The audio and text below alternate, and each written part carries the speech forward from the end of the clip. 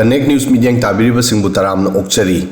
Churachandpur gi Henglep subdivision gi village chief ama hatkiba amadi Bishnupur gi ningthokong kha khunauda mapa macha yauna mi mari hatkibada chenaba lamhenba Kuki militant group United Kuki National Army UKNA gi mathakta Indian Army amadi Assam Rifles ki combined team na operation chathakre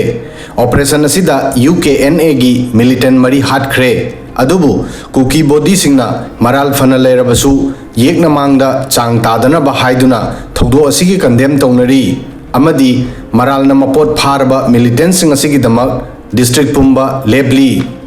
Churachandpur district tagi 54 kilometer marfu nongchupta leiba Henglep subdivision gi Khanpi khunda November mari gi anganba ayukta army amadi UKNA gi militant singa khud thokna bada United Kuki National Army UKNA gi militant mari sikre official singi matung inna army intelligence tagi UKNA gi militant khara mafam asida leibagi pau phangki masigi matungda Khanpi khun gi nakta ayuk pung manga makhaida operation tauki defense force ki matung inna action asi intelligence information gi base ta tauki operation gi matamda militant singna army squad ta firing horki masigi paukhum oina security force singna khud hanki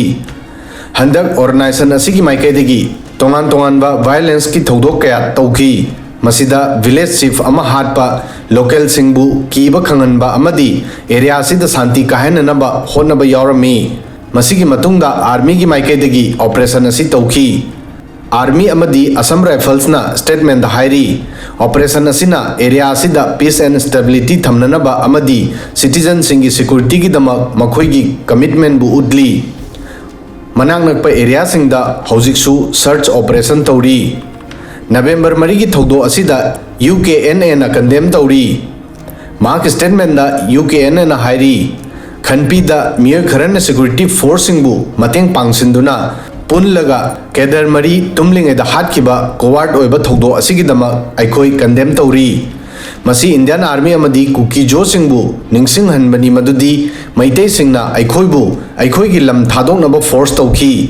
miyo kyabu hatpa tupa tauki torture tauki rape tauki amadi phi thongdaba beret tauki aikoi da taukiba atrocity sing asi world na yengnaki amadi masigi dama condemn taunaki Indian Army na thodok sing asibu kannanaba amadi protect tawbada fail oiki adu erabasu aikoi Kuki jo sing amadi maitei singa gi marakta protection stability amadi buffer zone sing sembagi damakta makoi bu thagatli aikoi da war declare tawkhraba matungdagi aikoi chingda chenaki hojik su mafam asida leiri aikoi na masi ningsingba pami madudi aikoi gi forefathers singna kaidonungda ching amadi tamga punduna state ama sembagi wafam yaramde adubu aikoi santi oina lerakli amadi asuk sanglaba chahi kayadagi tampaki culture da chorakna tinsinki May 2023 da matamadugi CM N Birena state pombagi government machinery busina duna chathakiba ethnic cleansing na aikoi gi lam amadi mi singi defend tawnana ba khulai thangat pataki UKNA na mahak statement da hairi aikoi gi society gi damak danger nate amadi Indian Army gi mayok ta su leite aikoi Manipur state tagi separate administration gi damak lebli separate administration union territory hek phangbaga aikoi surrender tawgani maramasina aikoi security force sing damasi appeal tawri madudi masabu leader ni haijaba miyoi kharagi mislead tagi avoid tawpam thoi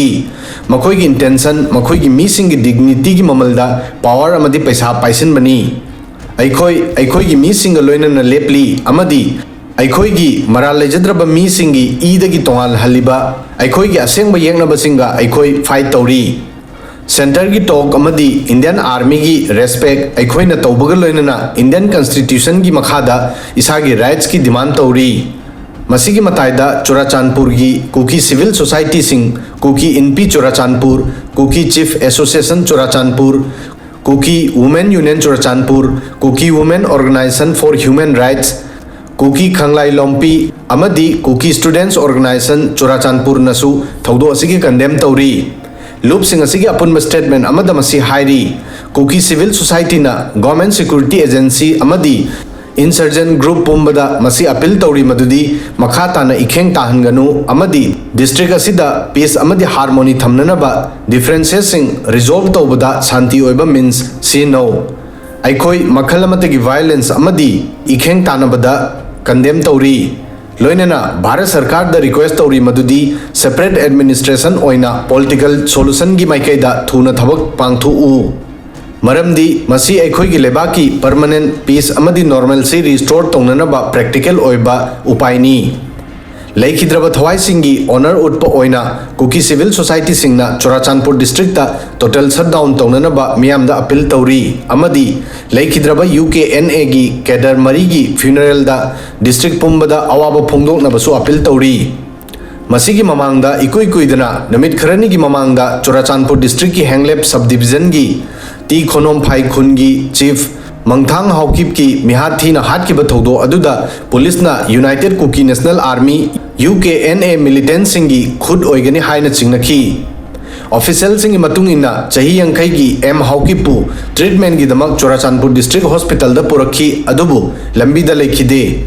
thaudo asida hanglep police ta case ama file tauki amadi investigation tauki local singi matung inna village chief haukipta attacker singna chaina amadi atopa athoba khulai singna attack tauki adubu haukip ki family natraga police na UKNA na attack kari maramdagi taukhibano haiba takhide mamang tha October dasu Assam Rifles na operation Songkot koba operation amagi makhada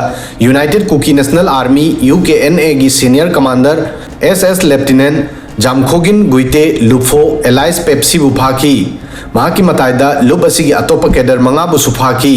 mai pakpo operation asina Churachandpur amadi Jiribamda UKNA gi network ta chauna strike ama tauki masida official singna haiki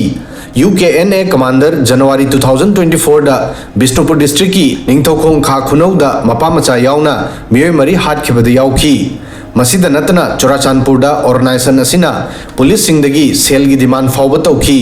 masida district SP na police personnel singda warning tawduna haiki asigumba demand da non thaganu UKNA na makhoi gi power udnanaba amadi atopa organization singbu capture tongnanaba violence kya torkli UKNA na chahi asigi June 13 da Kuki National Army KNA gi deputy commander in chief wu hatki KNA gi deputy commander in chief Thangboy Haukip Elias Thapibu Jesami Road ta lumduna UKNA na attack tauki masida mahak leikhide thaudo asi Churachandpur district ki Mongjang amadi Singlun gi marakta thokhi deputy commander in chief Thangboy Haukip ki convoy da nomaina kapsin ki masida Thangboy amadi mahak ki bodyguard ani khudakta sikhi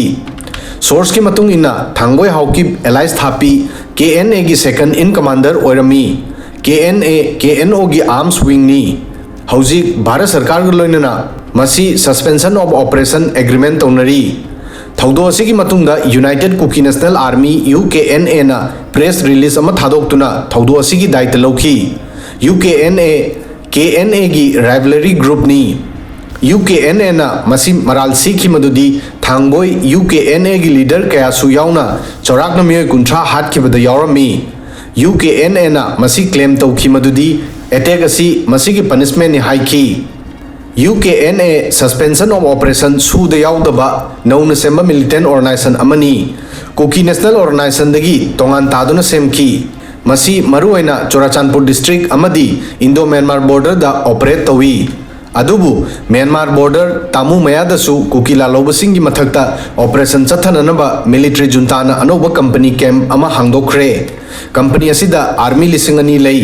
tamuda junta gi camp hangdokhiba asina Churachandpur amadi morega tainaba mafam singda lotuna leiriba Kuki khulai paiba singi movement da masina choba chaitheng ama pirakani asumna India gi Manipur amadi Myanmar gi tamu nakal ani maktagi military operation tawduna Kuki militant sing chapli